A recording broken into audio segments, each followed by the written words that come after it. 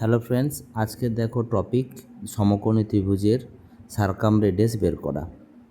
কি হবে, মনে করো এটা এ লেন্থ, এটা বি লেন্থ, এটা সি লেন্থ। কি করতে হয়, বাহুগুলি লম্ব সমদ্বিখণ্ডক করতে হয়। তাহলে এই বাহুটা লম্ব সমদ্বিখণ্ডক, এটা এই বাহুটা লম্ব সমদ্বিখণ্ডক, দেখবে এইভাবেই হবে। দেখবে অতিভুজের উপরে গিয়ে টাচ করবে। বুঝতে পেরেছো এটা? তো এবার কি করি না, আমি এখান থেকে এই ডিস্টেন্সটা নিয়ে নেবো। এই ডিস্টেন্সটা নিয়ে জাস্ট, বা এখান থেকে এই ডিস্টেন্সটা ইকুই ডিস্টেন্স হবে, মানে সেম দূরত্ব হবে। তাহলে এটাই হয়ে যাচ্ছে আর। তাহলে এটা আমরা সহজে বের করব কি করে, সেটা আজকে আমাদের আলোচ্য বিষয়। তো চলো দেখি কি করা যায়। আচ্ছা, এই যে জিনিসটা ড্র করেছি, এটা পরিষ্কার দেখো, এটা 90 ডিগ্রি।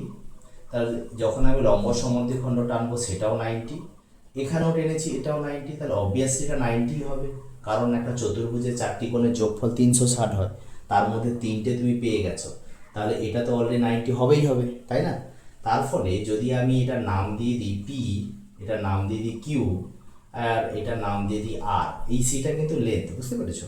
তাহলে এই যে BP Q, B Q R আর পি হলো একটা কি, হলো একটা আয়তক্ষেত্র, তাই না? এটা একটা আয়তক্ষেত্র হয়ে গেল, বা রেক্ট্যাঙ্গেল আয়তক্ষেত্র হয়ে গেল।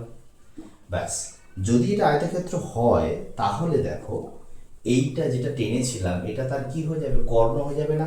তাই তো, কর্ণ হবে তো। তাহলে এই কর্ণ অর্থাৎ বিআর, বিআরটা বেরোবে কি করে, বিআর দ্যাট ইজ আর। তাহলে বিআরটা বেরোবে কি করে না, এইটার হচ্ছে এটা স্কোয়ার প্লাস এটা স্কোয়ার। এখন এই দুটো বাহুর মাপ তো জানি না, তাহলে করবো কি করে, কিন্তু আমরা জানি কেমন। দেখো, এই টোটালটা যদি আমাদের কাছে এ হয়, তাহলে এটা তো আমরা লম্ব সমদ্বিখণ্ডক করছি, তাহলে এইটুকু পোর্শনটা কি হবে, এ বাই টু হবে না? তাই তো, হবে তো, এ বাই টু। সেম, তাহলে এইটুকু অংশ, এটা এটা যদি বি হয় তাহলে এটা হবে বি বাই টু। আচ্ছা, তাহলে এটা উল্টো দিকে, তাহলে এটাও এ বাই টু, এটা উল্টো দিকে, এটাও বি বাই টু। তার মানে এবার কর্ণ পেয়ে যাবো। দেখো, কর্ণ তাহলে হচ্ছে রুট ওভার লম্ব স্কোয়ার প্লাস, কারণ এটা একটা সমকোণী ত্রিভুজ, পিথাগোরাসের সূত্র অ্যাপ্লাই হবে। তাহলে বিপি ইকুয়ালস টু হবে রুট ওভার এটা স্কোয়ার বা এটা স্কোয়ার, তার মানে A by two square plus B by two square হলো। এবার দেখো, এটা তাহলে কি হচ্ছে, A square by four plus B square by four. ঠিক আছে, তাহলে এটা 1/4 কমন নিলে বাইরে চলে গেল, 1/√2 root over a square plus B square. দেখো, এটা একটা ফর্মুলা হয়ে গেল, তাই না? তাই না? তার মানে সমকোণী ত্রিভুজের যদি সমকোণ সংলগ্ন দুটি বাহুর দৈর্ঘ্য জানি, তাদের স্কোয়ারে সাম করে রুট করে হাফ করে দিলে আমি, এছাড়া কি পাওয়া যেতে পারে, পাওয়া যেতে পারে আরও শর্টকাট ওয়েতে। দেখো, যে ড্রয়িং করেছিলাম না, এখানে দেখো, এখানে তো টাচ করেছে, এটা এক্স্যাক্টলি এসির মধ্যবিন্দু হয়। তার মানে এসির দৈর্ঘ্য যেটা সি দেওয়া আছে তার হাফ করলে হবে। তাহলে ফর্মুলা অনুযায়ী কী করে আসবো সেটা একটু দেখে নিই।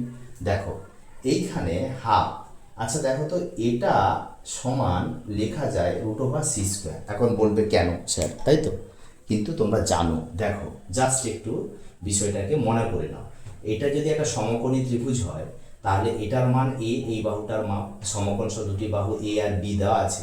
তাহলে সি কি করে পাবো, যে A square plus B square equals to C square হয় না, আমাদের পিথাগোরাস ম্যাথমেটিশিয়ান তার সূত্র অনুযায়ী।